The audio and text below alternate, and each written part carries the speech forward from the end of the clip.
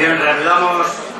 la sesión de esta jornada con la última ponencia a cargo de nuestra juez titular del juzgado penal número 1 de Albacete, Rosario Sánchez Chacón, a quien le agradecemos sinceramente su presencia, su participación en esta jornada. Y sin más, le doy la palabra para que desarrolle la ponencia de la suspensión de la ejecución de la pena. Gracias. Bien, buenas tardes. En primer lugar, quiero expresar mi agradecimiento al Colegio de Abogados de Albacete y en particular a Alejandro, organizador del curso, y a Jesús, que también contactó conmigo para participar en estas jornadas y permitirme así compartir con vosotros esta primera aproximación a la importante reforma del Código Penal que se ha introducido por la Ley Orgánica 1/2015 que vamos a tener que aplicar en breve y que creo que vamos a ir aprendiendo todos un poco a la vez. Y ello porque el régimen de suspensión de las penas es una de las cuestiones que más aplica y, como sabéis, más aplican en los juzgados de lo penal y en concreto en los procedimientos de ejecución penal. Me ha correspondido hablar de este tema de suspensión de la ejecución de las penas un poco por decisión propia, porque yo manifesté mi inclinación por este tema precisamente por eso, porque es un tema que es muy práctico en los juzgados de lo penal y que nos plantea no pocos problemas. Esto realmente la opción la elegí antes de mirármelo bien porque posteriormente me he dado cuenta de que la regulación es bastante farragosa y la verdad que se plantean más incertidumbres que certezas, con lo cual casi voy a plantear más interrogantes que afirmaciones. Pero bueno, en cualquier caso voy a exponer la regulación que se introduce, la nueva regulación que se introduce por el Código Penal, que no es una reforma realmente del régimen de suspensión de las penas. Yo lo veo como una configuración totalmente nueva de este beneficio de la suspensión de la ejecución de las penas privativas de libertad. Y ya veremos por qué se considera, porque es que realmente la reforma viene a modificar lo que son lo que eran los pilares básicos de este régimen de suspensión que se regulaba con anterioridad en el Código Penal de 1945. En la exposición de motivos de la Ley Orgánica se establece que la finalidad de esta reforma del régimen de suspensión de las penas está orientada a dotar a la ejecución de una mayor flexibilidad y facilitar una tramitación más rápida de los procedimientos penales. Realmente esta reforma era esperada precisamente por estas dos cuestiones. Por una parte, por el tema de la agilización de los procesos penales en materia de ejecución, que como sabéis venían sufriendo una dilación extraordinaria en su tramitación. Y ello, como también sabéis, los que trabajáis habitualmente con los juzgados de la penal, porque al regularse en el Código Penal los distintos beneficios de forma separada, la suspensión, sustitución de la pena y luego la suspensión por la petición de indulto, se sucedían en el procedimiento penal distintas peticiones con sus correspondientes resoluciones y recursos que dilataban, como digo, en exceso este procedimiento. En este caso, el legislador lo que ha pretendido es simplificar esta regulación y hacer que se resuelva en una sola resolución la concesión del beneficio de la suspensión de la pena. Por otra parte, también tiene como finalidad esta reforma facilitar o conceder una mayor flexibilidad en la concesión del régimen de suspensión de las penas. Esto también era una cuestión que en muchas ocasiones echábamos en falta los juzgadores en la medida en que se daban circunstancias en las que, por ejemplo, existían antecedentes penales anteriores, pero igual eran tan antiguos o eran de tan diferente naturaleza que considerábamos injusto denegar a una persona el beneficio de la suspensión de la pena simplemente porque tuviera un antecedente penal. Y esto se producía en muchos casos por el propio retraso en la administración de justicia y en las tramitaciones de los procedimientos penales. Pues bien, con esta doble finalidad, como digo, se establece una regulación nueva del régimen de suspensión de las penas. Con el fin de que tengáis una visión general de esta nueva regulación, y si quisiéramos en 3 pinceladas resumir esta regulación, lo podríamos hacer de la siguiente manera. Por una parte, se establece un régimen único de suspensión de las penas privativas de libertad, desapareciendo la distinción entre suspensión y sustitución de la pena. También en la exposición de motivos se establece el legislador que se mantienen los distintos supuestos de suspensión y sustitución, pero como alternativas soluciones posibles que ofrece el régimen único de suspensión. No obstante, y como ya veremos al analizar en la regulación que contiene los artículos 80 y siguientes, realmente no se contienen exactamente las dos categorías de suspensión y sustitución, sino que lo que yo entiendo es que el legislador ha hecho como un mix de la regulación de ambas figuras, regulando únicamente la suspensión con distintas clases a las que me referiré más adelante. La única referencia que se contiene a la sustitución es en el artículo 89 del Código Penal para regular la sustitución por expulsión de las penas impuestas a ciudadanos extranjeros. La segunda nota característica y especialmente novedosa de esta reforma es la introducción de mayor flexibilidad y absoluta discrecionalidad judicial a la hora de resolver tanto sobre la concesión del beneficio como la revocación del mismo. Desaparece, como también veremos más adelante, esos criterios automáticos que teníamos de resolver para denegar o revocar la suspensión, de tal manera que denegábamos la suspensión simplemente por el que el penado no era delincuente primario en la fecha de comisión de los hechos, y también la fórmula automática de revocación del beneficio cuando el penado no cumplía alguna de las condiciones que le habíamos impuesto en el auto de suspensión. A esto me referiré más adelante analizando las distintas clases también de suspensión. Desaparecen también desaparecen las fórmulas de conversión automática para la fijación de la multa o trabajos en beneficio de la comunidad, que antes eran sustitutivos de la pena de prisión y que ahora se regulan como condiciones posibles a imponer para la concesión del beneficio de la suspensión de la pena. Y por último, una de las novedades también importantes es el que se establece expresamente el deber de resolver en sentencia, siempre que sea posible, sobre la decisión de suspensión y, en caso contrario, es decir, cuando no sea posible, en auto motivado después de la firmeza de la sentencia, frente a la regla general que veníamos manteniendo hasta el momento de resolver en auto ya en ejecución de sentencia. Con relación a esta cuestión, poner de manifiesto que, por mi parte, en el juzgado penal, algunos ya sabéis que comencé personalmente a resolver, aunque no estaba expresamente previsto en la ley, comencé a resolver en sentencia en muchas ocasiones y en los supuestos más sencillos, la suspensión de la ejecución de la pena, y la verdad es que me dio bastante alegría cuando lo vi regulado por el legislador, porque creo que tiene muchas ventajas. Por una parte, evidentemente nos agiliza la tramitación de las ejecuciones penales, sobre todo en estos juzgados que tenemos un volumen enorme de ejecutorias. Por otro lado, considero que es mucho más beneficioso para el penado en la medida en que siempre el ver personalmente la inmediación, el ver personalmente al penado, el preguntarle las circunstancias personales, si tiene familia, si trabaja, pues todo eso, aunque no te lo acrediten documentalmente, si te lo manifiesta en el acto de la vista, siempre te transmite mayor credibilidad que si te lo hacen constar en un escrito, normalmente escrito redactado por el letrado, que en muchas ocasiones ni siquiera ha tenido posibilidad de contactar con el cliente y de aportar la documentación que fundamente todas esas alegaciones que hace para ser beneficiario de la suspensión. Como digo, en principio empecé a resolver en sentencia, si bien como existía previa audiencia de las partes, pues bien, no estando expresamente regulado en el Código Penal, pues no sé, esta audiencia hubo oposición por parte de la Fiscalía a informarme al respecto, sobre todo en los supuestos, pues eso, de informar para la concesión del beneficio de la suspensión de la pena. Parte de razón también tenía, porque también tiene sus inconvenientes, y también algunos letrados se opusieron también a informar en el acto de la vista. En cualquier caso, es una experiencia que me hizo ver los posibles inconvenientes y ventajas que puede tener ahora al resolverlo en sentencia, lo cual es ahora posible conforme a la nueva regulación. Pues bien, partiendo de estas premisas generales, voy a entrar a analizar la suspensión que se regula en los artículos 80 y siguientes del Código Penal de forma un poco estructurada para que podáis tener una idea más o menos clara de lo que se regula. Como características del beneficio de la suspensión de la pena, comunes a este régimen general de suspensión que se establece en los artículos 80 y siguientes, destacamos las siguientes. En primer lugar, el artículo 80 sigue configurando la suspensión de la ejecución de la pena como un beneficio de carácter excepcional frente al régimen general, o sea, frente a la regla general del cumplimiento de las penas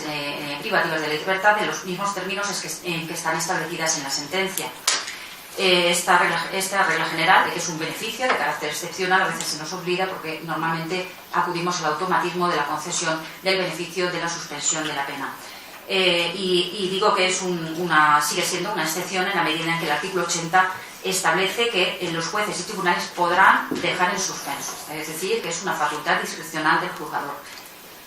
En este mismo artículo 80 establece el criterio a tener en cuenta para resolver sobre la concesión del beneficio. Peculiar es que desaparece el término de peligrosidad criminal del sujeto, a que hacíamos referencia habitualmente, como saben, en los autos denegando la suspensión, sobre todo por antecedentes penales posteriores a la comisión del hecho delictivo.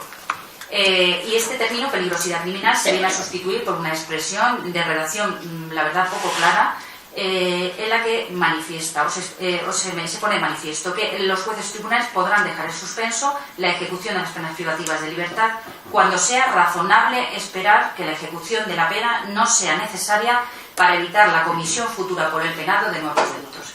Y aquí un poco lo que comentaba Jesús. En resumen, esto lo que quiere decir es que el juez tiene que hacer un pronóstico de comportamiento futuro del penado para resolver sobre la suspensión de la pena. Y para ello establece un catálogo de circunstancias a valorar por el juzgador para hacer ese juicio de previsión. Circunstancias como son las circunstancias del delito, personales del penado, antecedentes, conducta posterior del hecho, circunstancias familiares o sociales o cualesquiera otras. Es decir, un amplio catálogo de circunstancias donde se puede alegar cualquier cosa y que dan lugar a una amplia discrecionalidad del juez. En algunos casos va a ser muy sencillo hacer ese juicio de previsión,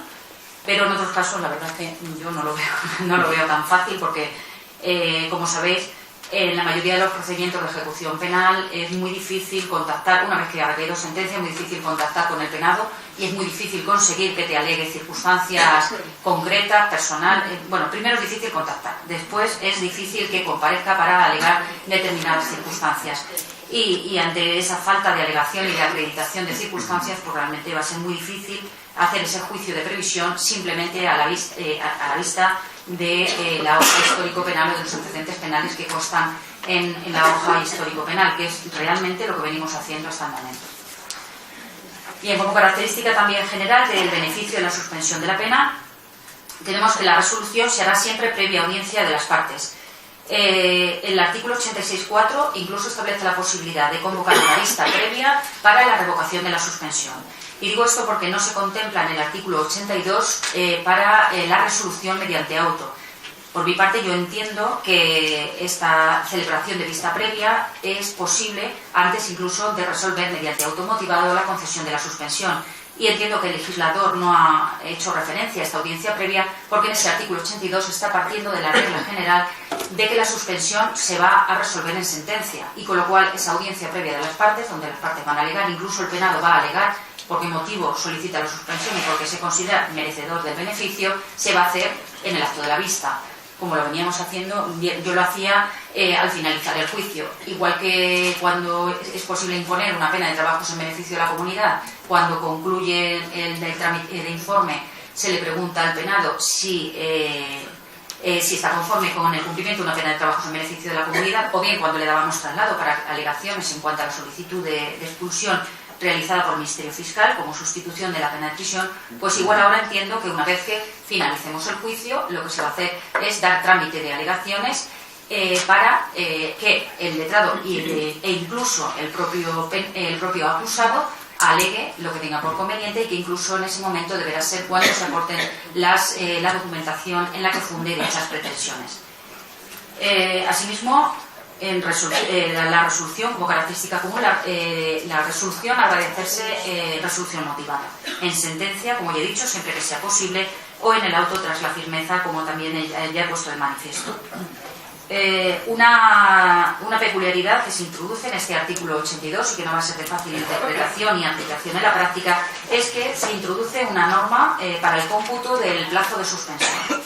Y este artículo establece la sentencia, siempre que cuando la sentencia resuelva sobre la suspensión de la ejecución de la pena, el plazo de suspensión empezará a contarse desde la firmeza.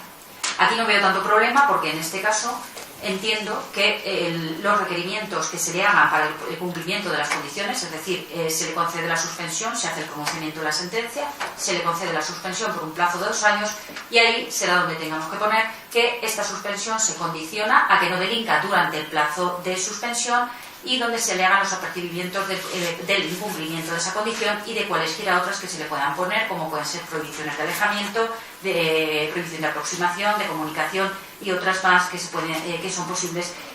a las que son posibles condicionar la suspensión de la pena, como veremos más adelante.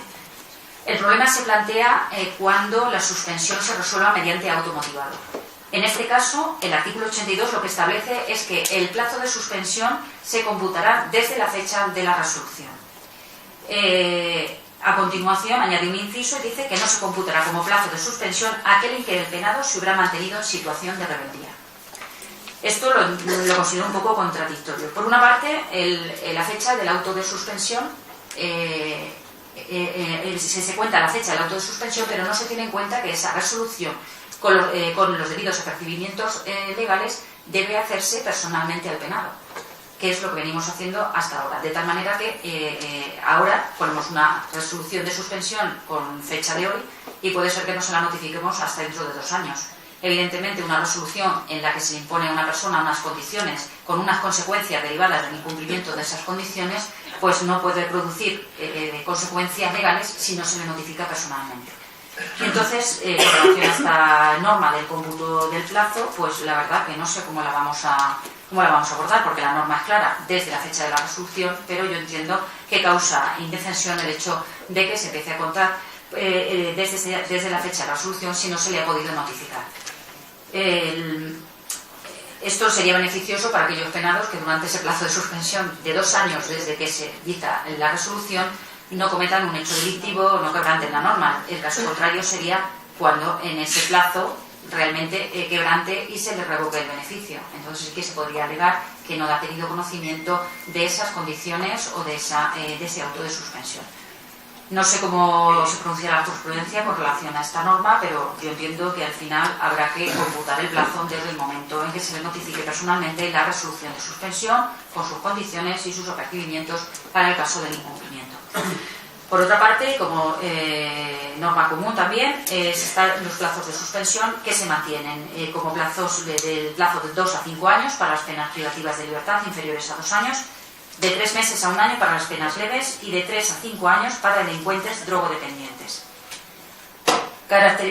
Condición obligatoria para todas las clases de suspensión es que el penado no delinca durante el plazo de suspensión. Esta es una de las cuestiones por las que yo decía que no se pueden equiparar las clases de sustitución, porque como sabéis, anteriormente, hasta el momento, la suspensión no estaba condicionada, la sustitución no estaba condicionada a que el reo no delinquiera durante un plazo determinado, sino únicamente a que cumpliera la pena de multa, pagara la multa o cumpliera los trabajos en beneficio de la comunidad. Ahora sí, ahora en los 2 tipos de suspensión que veremos más adelante, la condición es que no delinca durante el plazo de suspensión.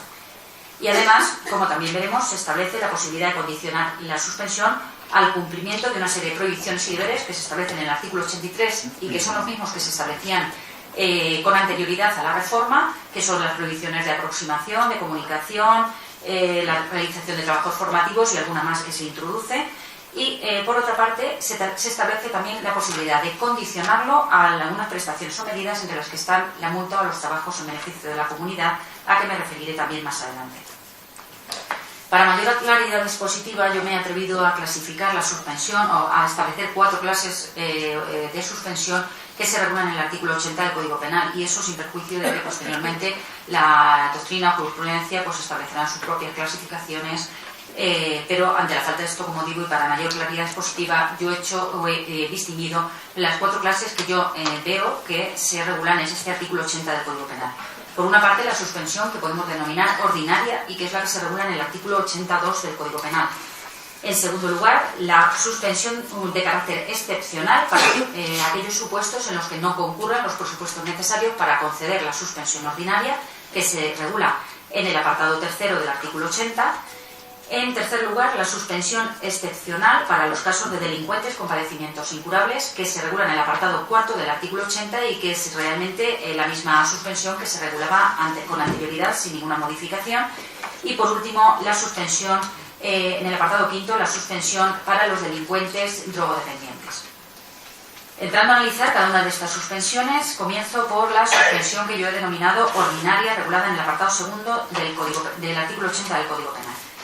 Se establecen en este artículo como condiciones necesarias para la concesión del beneficio. En primer lugar, que el condenado haya delinquido por primera vez. En segundo lugar, que la pena o la suma de las penas impuestas no sea superior a 2 años. Y por último, que se hayan satisfecho las responsabilidades civiles que se hubieran originado o se haya hecho efectivo el pago del comiso. Estas condiciones, que aparentemente son las mismas que se establecían en el Código Penal antes de la modificación por la Ley Orgánica 1/2015, sin embargo, son sustancialmente diferentes en la medida en que se añaden unos incisos o unas excepciones que van a modificarlo, como digo, de forma sustancial. En cuanto al primero de los requisitos, se establece que el condenado haya delinquido por primera vez, lo que nosotros denominábamos que sea delincuente primario. Sin embargo, establece a continuación que no se tendrán en cuenta los antecedentes penales, las condenas por delitos que sean imprudentes o delitos leves, que es a lo que hacía referencia anteriormente Ramón. En segundo lugar, las condenas por antecedentes penales que estén cancelados o que deban serlo conforme al artículo 136, en esto no hay novedad. Y por último se añade un inciso que realmente viene a desvirtuar la regla general, en la medida en que establece que no se tendrán en cuenta los antecedentes por delitos que por su naturaleza o circunstancias carezcan de relevancia para valorar la probabilidad de comisión de nuevos delitos. Es decir, aquellos delitos anteriores que por su naturaleza nos permitan prever o hacer ese juicio de previsión de que o bien cometerán nuevos delitos o bien no cometerán nuevos delitos. Aquí esto realmente concede un margen tan amplio de discrecionalidad al juzgador que va a dar lugar a resoluciones pues prácticamente diferentes en todos y cada uno de los procedimientos que se vayan a resolver, porque difícilmente se podrán establecer criterios generales. Posiblemente por vía de jurisprudencia, al igual que se estableció o se han venido estableciendo los delitos que se consideran de la misma naturaleza o de diferente naturaleza a efecto de apreciar la reincidencia, posiblemente se elaborará alguna construcción jurisprudencial en torno a los que se consideran de la misma o de diferente naturaleza a efectos de realizar ese juicio de previsión de comportamientos futuros del sujeto. Hay supuestos que son fáciles, o sea, hay, por ejemplo, hay delincuentes que reinciden mucho en los delitos contra la seguridad vial, por ejemplo. Entonces, en estos casos, una condena por un delito contra la seguridad vial, pena multa que se sustituye por responsabilidad personal subsidiaria si el penado tiene un antecedente penal anterior no cancelado y que sea contra la seguridad vial, pues en este caso, evidentemente, no sería beneficiario del beneficio de la suspensión de la pena, entiendo yo. Eso valorando todas las circunstancias a que he hecho referencia anteriormente. Sin embargo, hay casos que no serían tan claros. Hay delitos que son de diversa naturaleza que difícilmente nos pueden hacer ese juicio de previsión con certeza. En este sentido, pues lo que yo he dicho, no os puedo dar ninguna fórmula que permita saber si en determinados supuestos os van a conceder la suspensión, os van a conceder la suspensión y en otros no. Dependerá de las circunstancias concretas. Y dependerá también del juzgador, porque esto amplía tanto la discrecionalidad que cada juzgador va a valorar de una manera esos antecedentes. Por otra parte, y al hilo de lo que venía diciendo Ramón, se introduce aquí la precisión o la excepción de que no se tendrán en cuenta las condenas anteriores por delitos leves. Y puesto que a raíz de la nueva clasificación de las penas, y teniendo en cuenta que algunos delitos que eran menos graves ahora pasan a ser, conforme a esta clasificación de penas, delitos leves, mi pregunta es, si alguien me la sabe contestar, si ese antecedente penal, que en su momento era delito, que en su momento era grave, pero ahora, según la pena que se le impuso en ese momento, tiene la consideración de menos grave, o delito leve, perdón, se tendrá en cuenta o no a efectos de conceder el beneficio de la suspensión de la pena. Efectivamente, yo creo que al final la interpretación es más favorable. Yo creo que al final es más favorable al reo y entonces lo más favorable será que ahora tiene la consideración de delito leve y que por tanto no lo tendremos en cuenta a efectos de denegar el beneficio de la suspensión de la pena si solo concurre ese antecedente. El segundo de los requisitos, como ya he dicho, es la pena o la suma de las penas de prisión impuestas no sea superior a 2 años, sin incluir en tal cómputo la derivada del impago de la multa, que esto ya lo veníamos aplicando. Y por último, se establece el tercero de los requisitos, que se refiere a que se haya satisfecho las responsabilidades civiles o se haya hecho efectivo el decomiso. Vemos como en este artículo se suprime la referencia que se hacía anteriormente a que se hayan satisfecho las responsabilidades civiles, salvo que el penado carezca de capacidad económica para hacer frente a dicha indemnización. O sea, se declare por el juzgador la imposibilidad de hacer frente al pago de la indemnización. y esta valoración de la capacidad económica, como veremos, se va a hacer más adelante, en el momento de la revocación. De tal manera que, según la edición literal del Código Penal, yo entiendo que la suspensión se va a conceder siempre condicionada al pago de la responsabilidad civil, independientemente de la capacidad económica. Y esa averiguación patrimonial que antes hacíamos con anterioridad a la concesión del beneficio, ahora la haremos con posterioridad, una vez que deje de pagar, para valorar si esa falta de pago va a dar lugar o no a la revocación. Además, en este artículo se introduce un inciso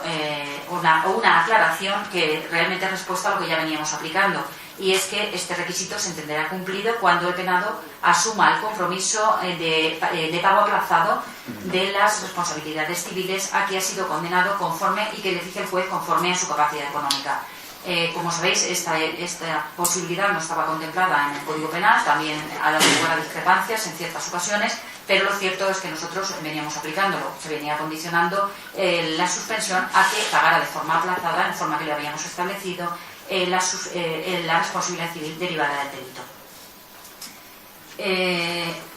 El plazo de suspensión, como ya he dicho, en esta suspensión ordinaria será de 2 o 5 años para las penas privativas de libertad inferiores a 2 años y de 3 meses a 1 año en los demás casos. Se establece en el artículo 83 la posibilidad de condicionar esta suspensión ordinaria al cumplimiento de las prohibiciones y deberes que se establecen en el artículo 83.1 del Código Penal. Estas prohibiciones realmente ya se establecía esta posibilidad con anterioridad a la reforma de la ley, por la ley orgánica, siendo estas las prohibiciones que también se establecen en este artículo 83, que son las típicas de prohibición de aproximación, de comunicación, la obligación de residir en determinados lugares o la prohibición de residir en determinado lugar, comparecencia personal periódica, la participación en programas formativos, etc. Se establece alguna más, como es la prohibición de conducir vehículos sin dispositivos de control de las condiciones físicas. Bien, pues esto estará también por ver cómo se va a aplicar, porque de momento no sé estos dispositivos de control, pues como sí existen en los vehículos modernos, pero bueno, se introduce ahí esa novedad y alguna más con carácter facultativo, como digo, en el supuesto de la suspensión ordinaria. De estas obligaciones, como también se regulaba con anterioridad a la reforma, algunas son de imposición obligatoria en los delitos de violencia de género, la prohibición de comunicación, la de alejamiento y la realización de programas formativos, como veníamos aplicando hasta el momento. Como novedad, en esta suspensión ordinaria se introduce la posibilidad de condicionar, también con carácter facultativo, la suspensión concedida a las prestaciones o medidas que se establecen en el artículo 84.1 del Código Penal, que son el cumplimiento del acuerdo transnacional acordado por las partes, el pago de una multa o la realización de trabajos en beneficio de la comunidad. Estas prestaciones, por tanto, se pueden establecer tanto en la suspensión ordinaria, que es la que el legislador pretendía que equiparara a la suspensión, como en la suspensión que yo he calificado de extraordinaria, que es la que pretende un poco suplantar a la antigua sustitución. Y por eso yo he dicho que exactamente no se corresponden las categorías. Por tanto, en esta suspensión ordinaria, facultativamente también se podrá imponer una multa o trabajos en beneficio de la comunidad. Realmente sí que se me ocurren supuestos en los que esta posibilidad se puede utilizar, porque hay supuestos de delincuentes que son primarios, que son merecedores del beneficio de la suspensión de la pena, pero que el delito igual ha sido tan grave que la concesión de la suspensión de la pena supone una total impunidad del hecho delictivo, como puede ser, por ejemplo, en las imprudencias muy graves con resultados de lesiones o de fallecimiento de una persona en la que la responsabilidad civil viene a satisfacer la entidad aseguradora y la pena privativa de libertad se queda suspendida. En estos casos, pues sí que veo la posibilidad de que se pueda condicionar la suspensión de la pena al pago de una multa o al cumplimiento de unos trabajos, o bien también a programas formativos o a cualquiera de otras de las condiciones que se establecen en el artículo 83. Y con relación a estas prestaciones y medidas conviene también detenerse, puesto que se introduce también una importante novedad en cuanto a la fijación de la multa y los trabajos en beneficio de la comunidad, que antes eran sustitutivos y, como digo ahora, se establecen como condición para la suspensión de la ejecución de la pena. Y es que, como ya he adelantado al principio, el legislador suprime las fórmulas de conversión automática de la prisión por multa o trabajos en beneficio de la comunidad. Y con una redacción también bastante poco clara, se establece una regla de fijación de la multa o trabajos en beneficio de la comunidad que, una vez más, deja a la amplia discrecionalidad del juzgador el establecimiento de la multa o de los trabajos. Literalmente establece este artículo 84 que se podrá imponer como condición el pago de la multa que no podrá ser superior a la que resulte de aplicar 2 cuotas de multa por cada día de prisión sobre un límite máximo de los 2/3 de su duración. Hay que leerlo varias veces, un poco para entenderlo. Pero bueno, por el fin de poner un ejemplo, lo que viene a decir esta norma es que el juzgador, a la hora de fijar la multa o los trabajos en beneficio de la comunidad, va a partir de ese criterio de conversión de que cada día de prisión equivale a 2 cuotas multa, cada día de prisión equivale a un día de trabajos en beneficio de la comunidad, pero esa regla de conversión no necesariamente tiene que aplicarla sobre la pena de prisión. De hecho, solo puede aplicarse sobre el máximo de los 2/3. Es decir, que si tenemos una pena de prisión de 9 meses suspendida, debemos partir de los 2/3 de esa pena de 9 meses de prisión, que serían 6 meses de prisión. Y sobre esos 6 meses de prisión como máximo, aplicar las reglas de conversión. Lo cual significa, entiendo, que el juez puede establecer como multa desde un día hasta 6 meses de prisión y ahí aplicar las 2 cuotas. Es decir, se puede establecer 3 meses o a partir de 3 meses de prisión, en cuyo caso le pondría una multa de 6 meses a razón de 2 euros diarios que corresponda. Se puede establecer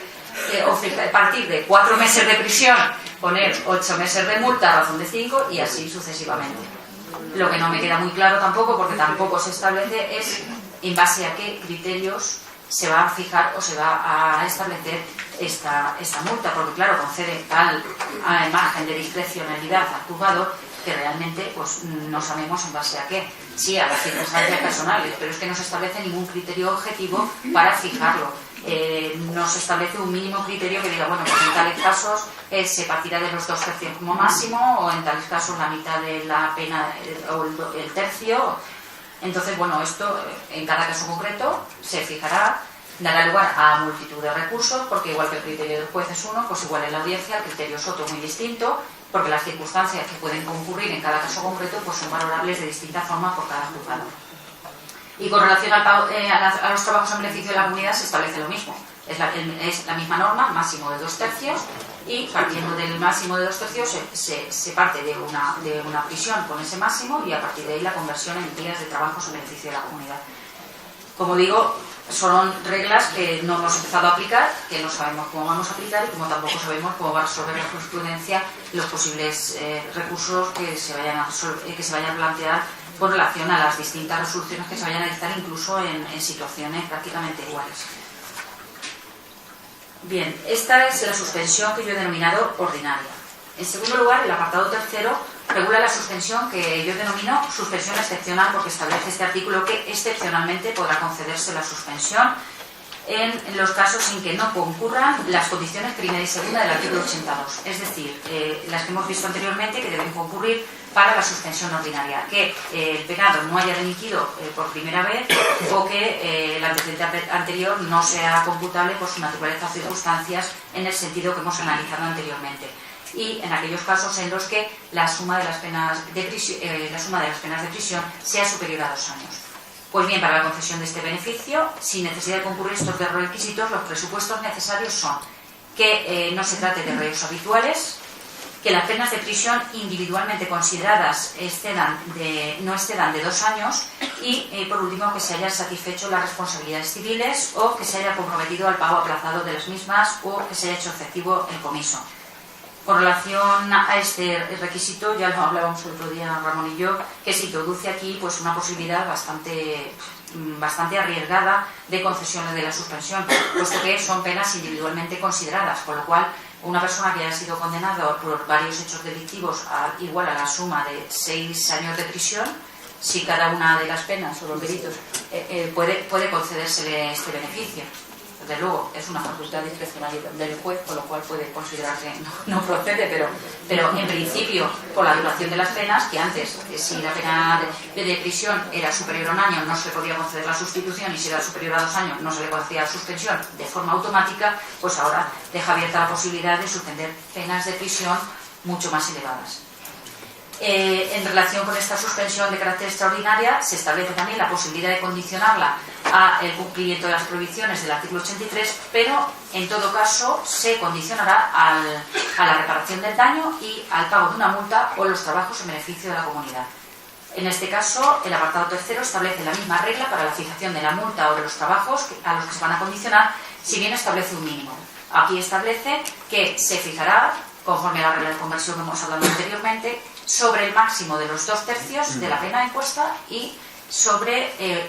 y con un mínimo del tercio de la pena impuesta. Es decir, complica más las cosas todavía, establece un límite superior y un límite inferior. Sobre la pena de prisión que teníamos anteriormente, para poner un ejemplo, la conversión se aplicaría sobre un mínimo de 50 días, que es lo que me sale el quinto de esos 9 meses de prisión, y sobre el máximo de los 6 meses de prisión a que nos hemos referido anteriormente. La conversión sería lo mismo. Y con relación a todas estas condiciones, como ya digo, no son sustitutivas de la pena de prisión, sino que son condiciones para la concesión del beneficio, además de la condición de no delinquir durante el plazo de suspensión. El apartado cuarto, como ya he dicho, regula la suspensión excepcional en caso de delincuentes con padecimientos incurables. En este caso no se introduce ninguna modificación en el Código Penal. Igualmente, como se regulaba anteriormente, no está sujeta a requisito alguno, simplemente que esté acreditado efectivamente que el penado tiene una enfermedad con un padecimiento incurable, y una excepción es que no tenga suspendida en el momento de la comisión del hecho delictivo, por el que ahora se le va a conceder la suspensión, no tuviera otra pena suspendida también por el mismo motivo. Y por último, se regula la suspensión también de carácter excepcional para los supuestos de delincuentes drogodependientes. Esta se regula en el apartado quinto del Código Penal. También tiene todas las coincidencias con la suspensión ordinaria, salvo las siguientes. Por una parte, se puede acordar aunque no concurran las condiciones primera y segunda del artículo 82 del Código Penal. En este caso, solo podrá concederse cuando las penas de prisión no excedan de 5 años. Y son requisitos indispensables para su concesión que el sujeto o el penado haya cometido el hecho delictivo a causa de su dependencia a las sustancias previstas en el artículo 22 del Código Penal, que se certifique suficientemente por centro o servicio público o privado debidamente acreditado, que está deshabituado o sometido a tratamiento de deshabituación en el momento de decidir la suspensión, que esto es el mismo criterio que veníamos teniendo en cuenta hasta el momento, y que se le imponga como condición, además de la de no delinquir en el plazo de suspensión de 3 a 5 años, el que no abandone el tratamiento. Se introducen únicamente 2 modificaciones en este apartado quinto, que son, por una parte, la supresión de la exigencia del informe médico forense con carácter previo a resolver sobre la concesión del beneficio en base a este precepto legal. Ahora, lo sustituye por la expresión genérica de el juez o tribunal podrá ordenar la realización de las comprobaciones necesarias para verificar el cumplimiento de los anteriores requisitos. Aquí realmente concede mayor amplitud a la hora de hacer la averiguación de si el penado está deshabituado, sometido a tratamiento, pero igualmente entiendo que al final recurriremos al informe médico forense, puesto que muchas veces acudimos a los centros de deshabituación, que son los que nos remiten la documentación, pero sin duda la persona más cualificada para informarnos sobre este tipo de documentación que se nos remite es el médico forense, con lo cual yo creo que con carácter previo a resolver estos supuestos seguiremos recabando el informe médico forense, que no se establece expresamente, pero bueno, que dentro de esa cláusula general, o esa facultad general que se concede, pues estaría también cabría la posibilidad del informe forense. También la segunda de las novedades que se introducen es que no se considera abandono del tratamiento las recaídas en el tratamiento que no evidencian el abandono definitivo, y en este caso pues entiendo también que se necesitará recabar los informes oportunos sobre todo del centro en el que se está llevando la deshabituación, para que nos digan efectivamente si ha abandonado el tratamiento definitivamente o si consideran que es una recaída y que sin embargo ha vuelto o cabe la posibilidad de que vuelva a retomar el tratamiento. Partiendo de estas clases y partiendo de la concesión del beneficio de la suspensión de la pena, el Código Penal contempla las siguientes posibilidades de una vez que ya se ha concedido el beneficio de la suspensión de la pena. Cabe la posibilidad de que se modifiquen las circunstancias que se han valorado para la concesión del beneficio. cabe la posibilidad de que durante el plazo de suspensión incumpla las condiciones, las prestaciones, obligaciones que se habían impuesto en el auto de suspensión, y finalmente cabe que, transcurrido el plazo de suspensión, pues haya cumplido todas las condiciones impuestas. Entrando a analizar, la primera de las posibilidades es la modificación de las circunstancias que han sido valoradas para tener en cuenta la concesión del beneficio. Esto constituye una novedad que se introduce en el artículo 85 del Código Penal, puesto que hasta el momento no se contemplaba en el Código Penal la posibilidad de que, una vez concedida la suspensión, pudiera revisarse la misma. Ahora, durante el tiempo de suspensión, cabe esta posibilidad en el caso de que se acredite, entiendo, por parte de la defensa, por parte del penado, el cambio de circunstancias. No se establece expresamente en el artículo 85 del Código Penal, pero yo entiendo que esto habrá de hacerse a instancia de parte, puesto que es la parte la que tiene la carga de acreditar ese cambio de circunstancias en el juzgado y, por tanto, solicitar ese cambio.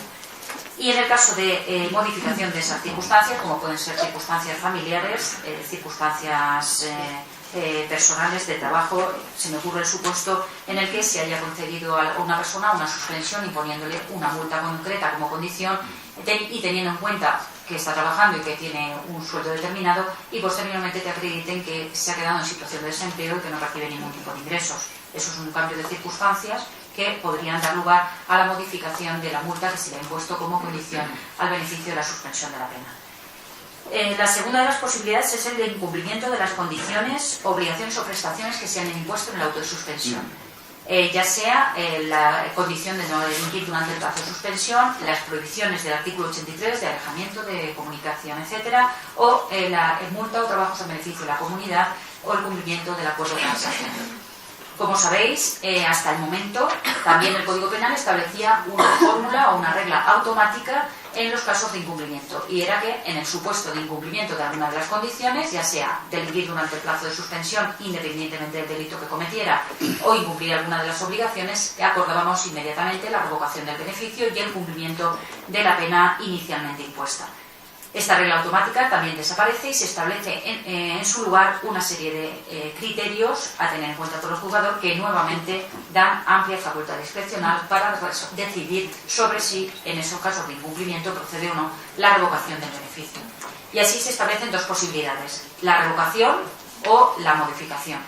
Se establece en el artículo 86 del Código Penal que la revocación de la suspensión y el cumplimiento de la pena de prisión impuesta se acordará. En primer lugar, cuando el penado haya cometido un hecho delictivo durante el plazo de suspensión, pero no cualquier delito, sino un delito que ponga de manifiesto que la expectativa en la que se fundó, es decir, aquel juicio de pronóstico que hicimos de que el penado no iba a cometer un nuevo delito, pues ha quedado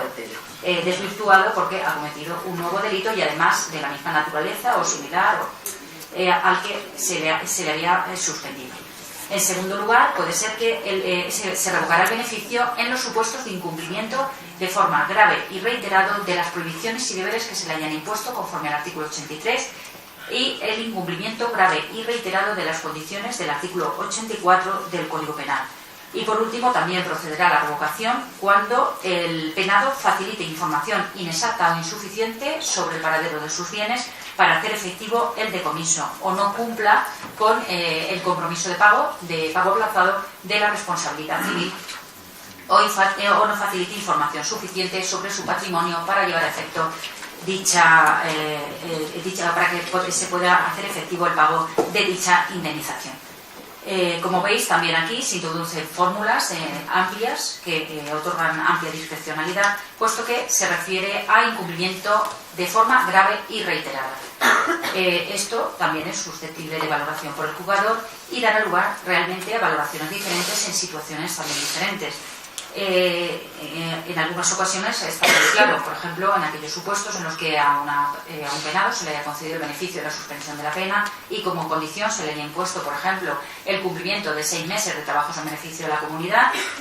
pues el incumplimiento de 2 o 3 días de trabajos, pues evidentemente no es un incumplimiento grave o reiterado. Sin embargo, si nos vamos a un incumplimiento mayor, por ejemplo, de un mes,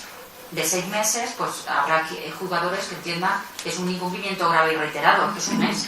pero habrá otros que entiendan que no, un incumplimiento de 6 meses ha cumplido 5, pues bueno, no es tan grave. Entonces esto pues igualmente otorga amplia discrecionalidad al jugador, que entiendo que habrá de solventarse pues no solo teniendo en cuenta el quebrantamiento, sino cualquier otras circunstancias que te puedan acreditar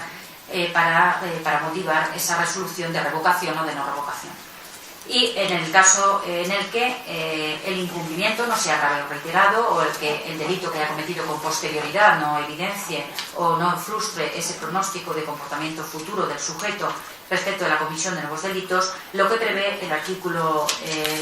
86 es que el Código Penal puede imponer nuevas condiciones, modificar las condiciones que ya ha impuesto e incluso puede ampliar el plazo de suspensión, estableciendo que este plazo de suspensión no podrá ampliarse durante un periodo superior a un mes, un periodo superior a la mitad del que se le hubiera impuesto inicialmente. Es decir, que si se le condicionó la suspensión a no delinquir durante un plazo de suspensión de 2 años, si durante ese plazo, por ejemplo, no ha cumplido los trabajos, pues se le puede prorrogar durante 1 año más, que es la mitad del plazo que se le impuso inicialmente, 1 año más, e incluso entiendo que se le podrá condicionar a que cumpla ese mes de trabajos que no había cumplido. Esta resolución de revocación o no revocación habrá de hacerse siempre en automotivado, previa audiencia de las partes. Y es aquí donde les decía que el Código Penal contempla la posibilidad de celebración de una vista para resolver con carácter previo. Como ya he dicho, a mí la inmediación me resulta muy práctica, porque la verdad es que cuando tienes delante a la gente y te explica la situación personal, pues te los crees más, no te los crees, te transmiten unas sensaciones que te permiten resolver mucho mejor que sobre el papel, desde luego. Entonces, bueno, estas vistas yo creo que tendrán carácter totalmente excepcional en los supuestos en los que no exista mucha claridad a la hora de resolver y sobre todo por la carga de trabajo que tenemos. Y por otra parte, pues yo entiendo que también serán previa petición de parte cuando la parte lo considere realmente relevante, o bien cuando el jugador lo considere relevante a la vista de las alegaciones previas que se han hecho para solicitar o para oponerse a la revocación. Como ya he dicho, solo se prevé para la revocación, para el supuesto de la revocación, pero entiendo que también sería aplicable para la concesión de la suspensión mediante automotivado posterior a la firmeza de la sentencia. Con relación a esto, tengo conocimiento por un encuentro de magistrados que tuvimos también el año pasado, de que, por ejemplo, en Guadalajara ya existía un protocolo en este sentido, de tal manera que en todos los supuestos, en los procedimientos de ejecución, se vienen señalando vistas previas para la resolución de la suspensión. Entonces se señalan, igual que aquí hacemos unas comparecencias de conformidad de 20 en un día, pues ahí lo que estaban haciendo, también en base a unos protocolos que habían firmado con el Colegio de Abogados, unas vistas previas, y bueno, con la Fiscalía también, porque a esas vistas asistía el fiscal, se celebraban vistas en todos los procedimientos de ejecución para resolver sobre suspensión, y se resolvía todo ya: suspensión, sustitución, suspensión por indulto y tal. Se hacían alegaciones y en un solo auto se resolvía, lo cual realmente es muy práctico por los beneficios de la inmediación y por la agilización del procedimiento de ejecución. La última posibilidad que cabe es que, transcurrido el plazo de suspensión, se hayan cumplido todas las medidas, el sujeto no haya delinquido, no haya cometido un delito que sea de la misma naturaleza y que haya cumplido todas las prestaciones. Y en este caso lo que procede es la remisión definitiva de la pena, como hasta el momento del que veníamos haciendo. Y únicamente en este artículo se establece una salvedad, que es en el artículo 85, que es para los supuestos del artículo 85 de los penados drogodependientes, que puede suceder que transcurra el plazo de suspensión, pero sea necesario mantener el tratamiento de deshabituación. En este caso, lo que establece el Código Penal ahora es que se podrá prorrogar el plazo de suspensión, prorrogándose el tratamiento durante 2 años más. Hasta aquí la regulación de la suspensión. No voy a entrar en la sustitución por expulsión, puesto que ya se nos va el tiempo. Realmente daría para otra ponencia, porque también la regulación es farragosa, es poco clara, y no voy a entrar en la sustitución. Con relación a la suspensión, como ya les he dicho, se plantean muchas más incertidumbres que certezas, se nos plantean, sobre todo en los jugadores de lo penal ahora, muchas incertidumbres a la hora de cómo aplicarlo, en la medida en que, pues, al inicio, la idea que tenemos un poco es de, una vez que se incoa el procedimiento de ejecución, antes de dar traslado al Ministerio Fiscal, por ejemplo, para suspensión, como hacíamos anteriormente, y a la parte, en base a los antecedentes penales, pues dar un traslado previo a la defensa para que alegue esas circunstancias, todas esas circunstancias personales que debemos tener en cuenta para resolver sobre la suspensión y luego resolver, evidentemente, como quiere el legislador, en una sola resolución, la suspensión ordinaria, extraordinaria o la suspensión por dolor o dependencia, pero que todo se resuelva en un solo auto, con lo cual deberá ser solicitado al inicio del procedimiento de ejecución. Se nos plantea también el problema del cómputo de los plazos, del plazo de suspensión, a que hemos hecho referencia anteriormente y que todavía no tenemos claro cómo vamos a solventar. Y con relación a la resolución en sentencia, pues bueno, por mi parte, es que no nos ha dado mucho tiempo a reunirnos las magistradas de lo penal y tampoco con los fiscales, con el fin de establecer mínimamente unos criterios que yo quería ofrecer, que no estamos estudiando. Entonces, yo sí que tenía idea de venir hoy con una serie de criterios más o menos uniformes para resolver, pero es que es tan amplia la discrecionalidad que concede la nueva regulación que es súper difícil establecer mínimamente unos criterios conforme a los cuales resolver. Lo único, yo sí que por mi parte tengo intención de resolver, de dar trámite de alegaciones en el acto de la vista para informes sobre la suspensión en supuestos que son súper sencillos. Hay personas que es el primer hecho delictivo que han cometido, que no existe responsabilidad civil, que es un delito de poca gravedad, y yo creo que en esos casos, y además hay supuestos de personas que llevan una vida más o menos normal, que tienen su trabajo, que tienen su familia y tal, entonces pues todas esas circunstancias pueden alegar, y creo que en esos supuestos sí que es muy fácil hacer las alegaciones, acreditar documentalmente las circunstancias en el acto de la vista y resolver en sentencia. Por mi parte, yo en el auto de incoación del juicio oral ya voy a poner un requerimiento a fin de que traigan al acto del juicio la documentación en la que pretendan fundamentar las pretensiones de suspensión de todas las clases del artículo 80 del Código Penal. A ver cómo sale. Bien, pues muchas gracias por la atención.